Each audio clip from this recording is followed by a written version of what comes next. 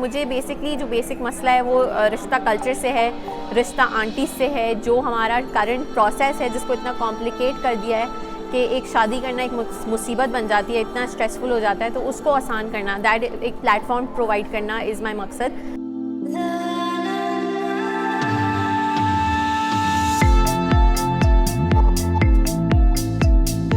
अस्सलाम वालेकुम, मेरा नाम फ़ाकिहा है। I am the admin and founder for two rings. ये एक फेसबुक बेस्ड कम्युनिटी है which is a matrimonial group and the idea is to provide a platform जिधर से लोग एक दूसरे से मिल सकें एंड ऑब्वियसली शादी कर सकें और सही फैमिली से रब्ता हो सकें उनका। We have had 23 reported successful cases. इसका मतलब यह है कि 23 शादियाँ हुई हैं through our group so far within 1 year. मुझे बेसिकली जो बेसिक मसला है वो रिश्ता कल्चर से है, रिश्ता आंटी से है, जो हमारा करंट प्रोसेस है जिसको इतना कॉम्प्लिकेट कर दिया है कि एक शादी करना एक मुसीबत बन जाती है, इतना स्ट्रेसफुल हो जाता है, तो उसको आसान करना, दैट एक प्लेटफॉर्म प्रोवाइड करना इज़ माई मकसद। I don't say that I am a match maker, मैं मैच मेक नहीं करती, इट्स जस्ट अ प्लेटफॉर्म जो मैंने प्रोवाइड किया, उसे मॉडरेट करते हैं हम लोग, बिल्कुल भी चार्ज नहीं करते हम। ये इट्स यू कैन से कि I am working for a social cause, there are no charges for posting in the group, उसके कोई चार्जेस नहीं है और मैं खुद इन्वॉल्व नहीं होती। People post in the group because मैं ये चाहती नहीं हूँ कोई और इन्वॉल्व हो, मतलब जो जिसकी शादी हो रही है उसे इन्वॉल्व होना चाहिए, उसके अलावा बाकी सब लोग दुनिया इन्वॉल्व होती है। So I want to work against that.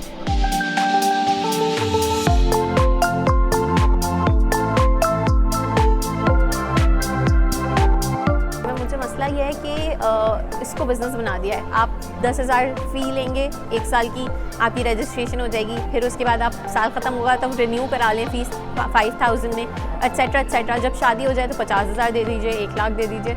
I mean why? और उसके बाद आप घर में बैठिए, अगर रिश्ता आंटी को कोई समझ आएगा तो वो आपके पास भिजवाएंगे, अगर नहीं समझ आता तो फिर वो आपको बोल देंगे कि आपकी बेटी में मसला है, आपके बेटे की एजुकेशन कम है, सैलरी कम है आपके बेटे की, या आपकी बेटी को खाना पकाना नहीं आता, या वो अच्छी दिखती नहीं है। आई मीन रियली शादी को over all of this materialism ख़त्म होना चाहिए। पहला मेरा ऑब्जेक्टिव ये है कि रिश्ता आंटीज़ का कल्चर ख़त्म हो और ये रिश्ता इस तरह से जो प्रोसेस है उसको चेंज किया जाए। और दूसरा मेरा मोटिव यह है कि मैं उसमें फिर जब मैं उस लेवल पे पहुंच जाऊं कि ये कल्चर एलिमिनेट हो जाए, तो I would want to increase awareness कि शादी के वक्त आप मटीरियलिज्म ना देखें। चाय कल्चर भी मुझे नहीं पसंद, बिकॉज आप किसी को नहीं जानते, आप उनको एक प्रेशर देते हैं, मतलब एक तरह से प्रेशर है ना, somebody is coming to your house, आप अरेंजमेंट्स कर रहे हैं, फिर चले जाएंगे, फिर 1-2 हफ्ते बाद दिल चाहा तो बताएंगे, वरना दिल नहीं चाहा तो बताएंगे भी नहीं कि हम आए थे तो हमें क्या लगा, हमें क्या नहीं लगा। और it's more like a time pass situation जो बहुत सारे लोग कर रहे होते हैं, जाके देख रहे हैं, अपना टाइम पास कर रहे हैं, तो उसमें कॉन्फिडेंस बहुत शैटर होता है। लड़की का होता है मेजॉरिटी केसेस में, बिकॉज लड़की को देखने जाया करते हैं, लेकिन इवन अगर लड़के भी जाके मिल रहे हैं, पहली दफ़ा में ही लड़के को आप ले गए, लड़का मिलता है, उसको रिजेक्शन मिल गई, तो वो भी ऑब्वियसली उसका भी कॉन्फिडेंस शैटर होगा अगर उसको रिजेक्शन होती है। तकरीबन अभी से 2 महीने पहले पहली दफ़ा मुझे किसी ने आके खुद से बताया कि हमारी शादी हुई है, और ये वो मतलब अपने बारे में बताया कि हमारी इंगेजमेंट हो गई, अब हमारी निकाह है नेक्स्ट मंथ।